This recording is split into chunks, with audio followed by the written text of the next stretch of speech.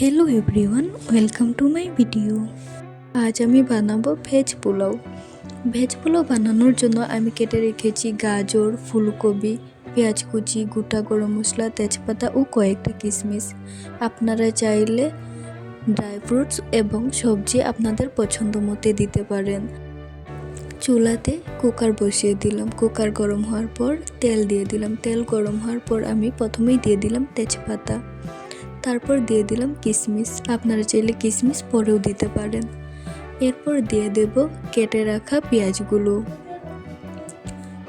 কেটে রাখা পেঁয়াজগুলো দিয়ে আমি দিয়ে দেব কেটে রাখা সবজিগুলো। প্রথমেই দিয়ে দিলাম ফুলকপি। ফুলকপিগুলো দিয়ে সামান্য একটু নুন দিয়ে অল্প ভেজে নেব। তারপর দিয়ে দিলাম কেটে রাখা গাজরগুলো দিয়ে একটু ভালো করে নাড়িয়ে নেব। যখন একটু ভাজা ভাজা মতো হয়ে যাবে তখনই আমি দিয়ে দেব ধুয়ে রাখা চালগুলো দিয়ে একটু নাড়িয়ে আমি দিয়ে দিলাম স্বাদ মতো নুন, আন্দাজ মতো হলুদ ও সামান্য একটু চিনি। তারপর ভালো করে নাড়িয়ে নিলাম। তারপর আমি এখানে দিয়ে দেব 3 কাপ জল, কারণ আমি চাউল 1.5 কাপ দিয়েছিলাম।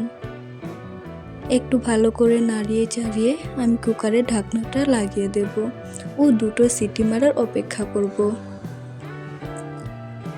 2টো সিটি মারা হয়ে গেলে আমি কুকারটা ঠান্ডা হতে রেখে দেব।